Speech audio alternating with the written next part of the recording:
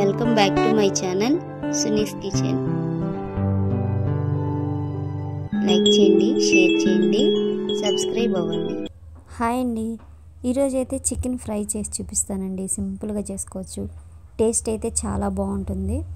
ఎప్పుడు చేసేలా కాకుండా ఎప్పుడు మనం చికెన్ ఎగురు చేస్తూ ఉంటాము. అప్పుడప్పుడు ఇలా ఫ్రై చేస్తే కూడా చాలా టేస్టీగా ఉంటుందండి. టమాటా రసం పెట్టాను నేనైతే దీనికోసం. చాలా టేస్టీగా కూడా వచ్చింది. ఒక అరకిలో చికెన్ తీసుకున్నానండి, స్కిన్తో ఉన్నదే. ఇంకా ఇది క్లీన్ చేయాలి.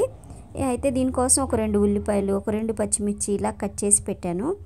ఒక కళాయి పెట్టేసుకోండి, మందంగా ఉన్న కళాయి పెట్టండి. ఒక చిన్న గిన్నెంతా ఆయిల్ వేసుకోండి. దీనికి శనగ నూనె అయితే చాలా బాగుంటుంది. అలాగే 2 బిర్యానీ ఆకు, ఒక చిన్న చెక్క ముక్క వేసేసుకోండి. చూడండి, ఇవి కాస్త వేగుతున్నప్పుడే మనకు ఉల్లిపాయలు కూడా వేసేసుకోండి. కొంచెం కలర్ చేంజ్ అయ్యే వరకు ఇవి ఉల్లిపాయలు వేగాలి.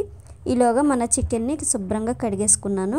చూడండి, ఉల్లిపాయలు చక్కగా ఉల్లిపాయలు కాస్త కలర్ చేంజ్ అవ్వగానే ఇక మనం చికెన్ వేసేసుకుందాం. చూడండి, ఈ విధంగా ఇక చికెన్ వేసేసుకుందాం. దీన్ని చక్కగా కడిగేసుకోండి. ఒకవేళ మీకు నీచు వాసన వస్తుంది అనుకుంటే ఒక లెమన్ పిండేసి కడగండి. చూడండి, ఈ విధంగా కడిగేసుకొని వేసేసుకున్నాను. ఒక 3/4 స్పూన్ పసుపు వేసుకున్నానండి.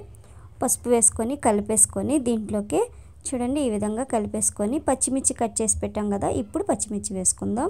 ఇక దీని మీద మూత పెట్టేసేయండి. నీరంతా ఎగిరిపోయిన తర్వాత ఉప్పు, కారం కూడా వేసేసుకోండి. ఒక 1/2 గ్లాస్ అంతా వాటర్ కూడా వేసుకొని మగ్గనిద్దామండి. ఈలోగా రసం మరిగిపోయింది. టమాటా రసం పెట్టాను. దీనికి కూడా తాలింపు వేసేసుకొని ఇది కూడా రెడీగా చేసేసి పక్కన పెట్టేసుకుందాం. ఈజీగా చేసుకోవచ్చండి. ఈ చికెన్ ఫ్రై ఉంటే చక్కగా పిల్లలు చక్కగా తింటారు.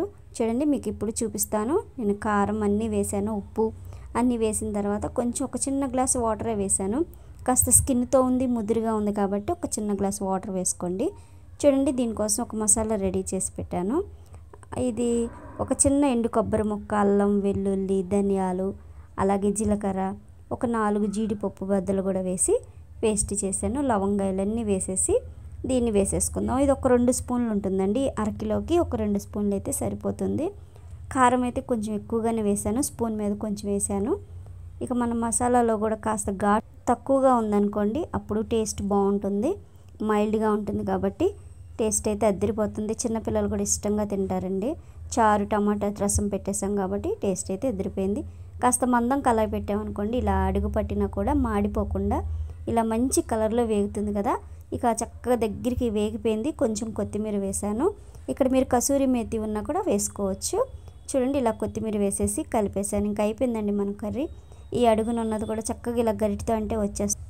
ఇక మన కర్రీ రెడీ అయిపోయిందండి. కొత్తిమీర వేసేసాము. ఇక దగ్గర అయిపోతుంది. ఇక పొయ్యి కట్టేసి మనకి డిష్ అవుట్ చేసేయడమే. కూర దగ్గర అవుతుంది అన్నప్పుడు సిమ్లో పెట్టామనుకోండి చక్కగా వేగిపోతుంది. మంచి కలర్లో భలే కలర్ఫుల్గా ఉంది కదా. టేస్ట్ కూడా చాలా బాగుందండి. సింపుల్గా చేసేసాము. టేస్ట్ అయితే అద్దరిపోయింది. మనకి రైస్లోకి, చపాతీలోకి కూడా చాలా బాగుంటుంది. అలాగే పుల్కాకైనా, దోశలోకైనా చాలా టేస్టీగా ఉంటుందండి. ఈసారి ట్రై చేయండి, టేస్ట్ చేయండి. Thank you for watching my video.